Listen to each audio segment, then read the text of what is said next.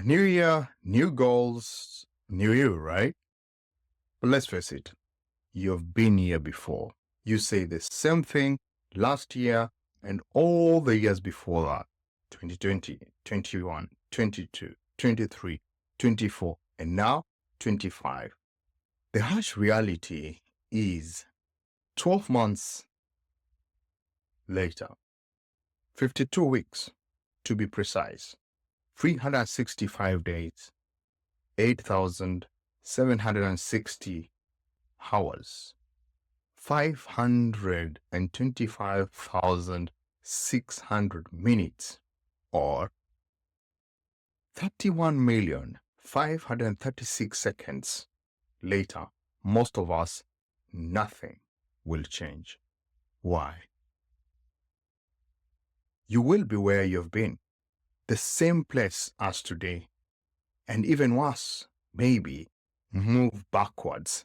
The truth is that your habits will not change. That is the harsh reality. There is an old saying that goes, if you keep doing what you have always done, you will keep getting what you have always gotten. Albert Einstein will say, insanity is doing the same thing over and over again, expecting different results. Let that sink for a minute.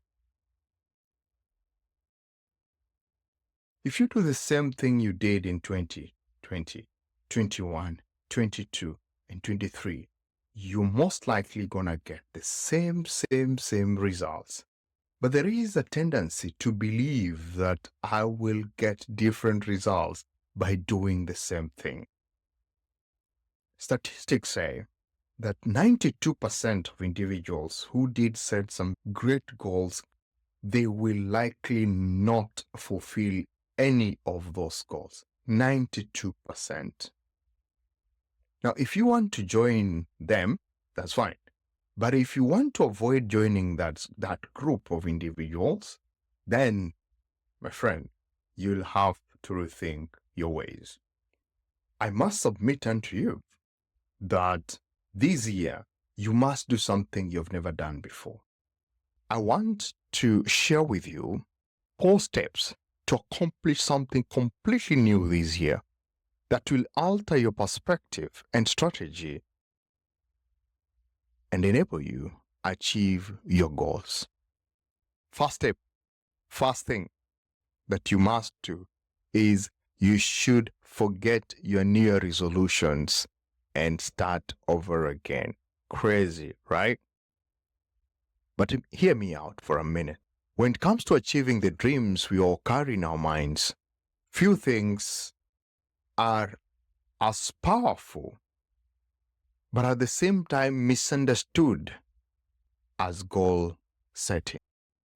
The reason is that most of us, we set our goals the wrong way. So you are setting yourself up for failure from the get-go. There are 2 main reasons why annual goals do not work.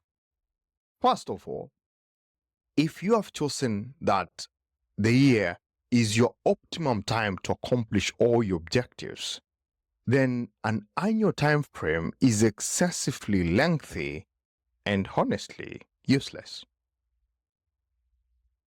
Let's face it, we all have goals for 2025. And we're saying in 2025, I'll be able to do 1, 2, 3, 4, 5. Our time frame is the 12 months. So if we set our goals that our target is that at the end of the 12 months, I'll have achieved X, that time frame is excessively lengthy and, to be honest, useless. So time frame. Number 2, there is no need then to rush. You see, if you have 12 months to do something, then there's no need for you to rush. You have the entire year to accomplish your goals. So you could theoretically sit and begin in December or in November or in September. Just sit around and, sit around the whole time to problems that you face with the goals that you have is the time frame.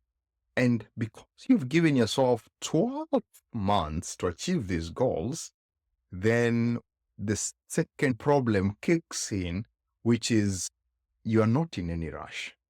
First thing is put those goals away. Number two is now set your goals. We have put them away. We have said these goals do not work for us. We have set them aside and we're saying we need to start afresh. How then do you set your goals and increase your chances of success? Before diving into the mechanics of goal setting, it's essential for us to understand the three types of goals you are likely to encounter in your journey. And these are the process goals, performance goals, and outcome goals. And as you set up these goals, you need to realize that there are different types of goals that you will encounter.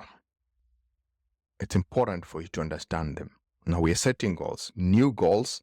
At the end of this, I want you to understand that in many instances, what we have as goals are the outcome goals.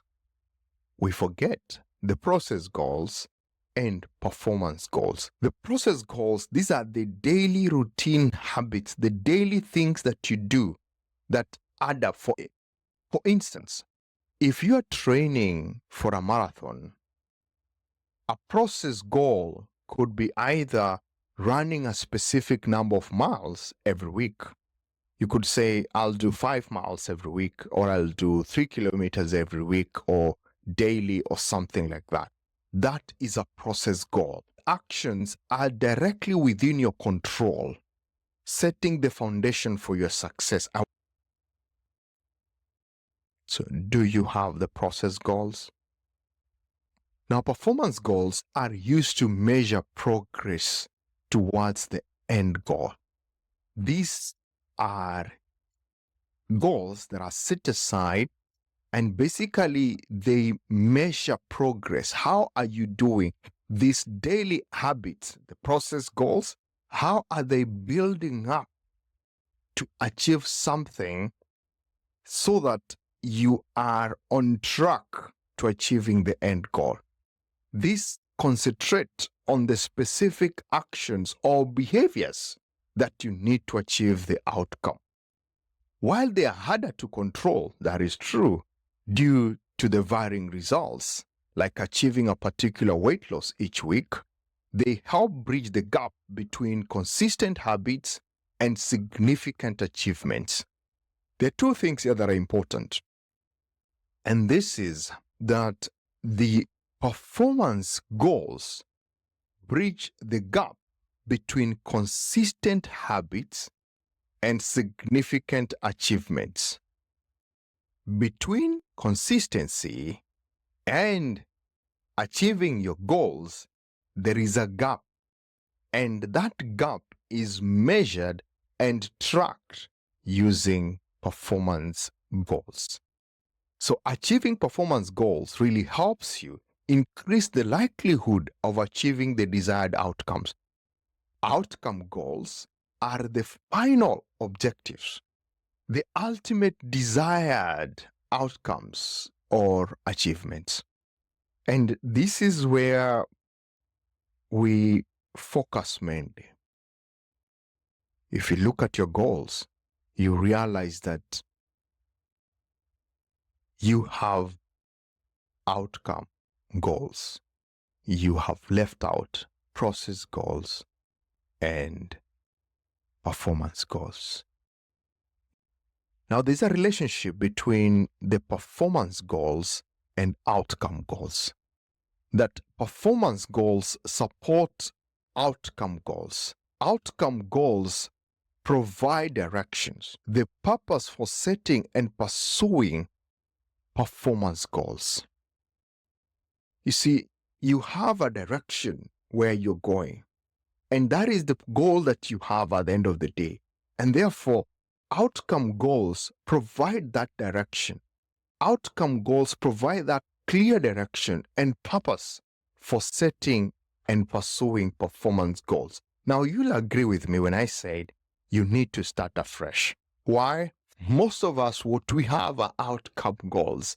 We have not set up the performance goals and process goals that are needed to get us where we are going. Performance goals provide the means, while the outcome goals provide the destination.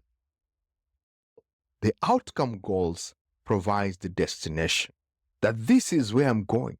This is my final destination. But then I need the means to get there. That means to get there, those are the performance goals that you need. Do you have those performance goals? If your ultimate goal is, say, I want to shed off 20 pounds, the performance goal will be exercising 30 minutes 5 times per week. In essence, the outcome goal represents what? That is the desired outcome, while performance goal represents the how. So far, we have known the type of goals that we need. We need the process goals, we need the performance goals, and we need the outcome goals. Something important that you need to bear in mind is the timeline. A reasonable goal timeline should be short enough to generate a feeling of urgency and long enough to make significant progress. Therefore, you should be able to strike a balance. This is where this book comes in. It's one of the New York best time sellers, The 12-Week Year. It's written by Brian, and it's a very interesting book. He says, get more done in 12 weeks than others do in 12 months. If you go to any organization, when you want to do any project, it's broken down into quarters. That's where we report on a quarterly basis. It's the same thing that happens in life. You are the project. You are the project. And therefore, that reasonable time we're saying should be within 3 months. So anything that you have, break it down into 3 months portions. And go back, review it from time to time to make sure that you're on track to achieve that goal. Always, when you set up this reasonable time, it allows you to consistently monitor progress. And if something is wrong, corrective action is taken. I am a Lean Six Sigma black belt, and in my practice, I call this a 30-60-90 rule, where I say, I get in, I'll make progress, I'll review your processes, I'll fix stuff, I'll standardize, I'll simplify, and do everything. But I'll come back in 30 days, in 60 days, and in 90 days to look and measure progress. So friends, you are the project. Don't give yourself 12 months. You will not achieve anything. Break down your goals as much as possible. What do your goals look like? Are performance goals? Do you have outcome goals? Or you just have outcome goals? Now, this leads me to step number 3. Make your goals performance-based rather than outcome-based. Pick your biggest goal of the year. Break it down into 4 quarters as we just discussed, and set specific objectives for each of those quarters. If, for example, your goal is to buy a house, and for you to buy a house, you need a down payment, say $12,000. So you're looking for a down payment of $12,000 at the end of the year. Then you're saying, for me to achieve this, I don't have to wait until September to start looking for $12,000. I can take the $12,000 and break it into 4 quarters. And that will mean that I have to raise $3,000 every quarter. Right? So every quarter, end of March, end of June, end of September, end of December, I have to raise $3,000. And you can take that and say, how much then should I raise every month? $1,000 every month. And you can take that and say, if I want to raise $1,000 every month, therefore I need to raise dollars every week. At the end of the month, I have my $1,000. At the end of the quarter, I have my $3,000. And at the end of the year, I have my $12,000. And hey, I have my down payment. And you can apply this framework to any area of your life. Number 4, let's get beyond being smart. The journey to success. Having smart goals requires action. So you need to start now. Stay on track. Use all the tools that are around and stay on track. There are apps that you can use, really track your progress. Watch out, I'll be doing a video where I'll be discussing the 7 best apps that you can get that really help you achieve your goals. Master goal setting and transform your dreams into tangible achievements. And remember, friends, that your dreams are just as specific, measurable, attainable, relevant, and time-bound as you make them. Keep moving. Let goal setting guide your success. Document your progress. Celebrate every milestone. Measure the distance to your goals. Rate your progress and review your results. Check out the Atomic Habits that I did a review for more insights on how minor daily improvements can yield to great improvements. Thank you. Remember to subscribe, share, comment. Let me know your thoughts of the goals that you have this year.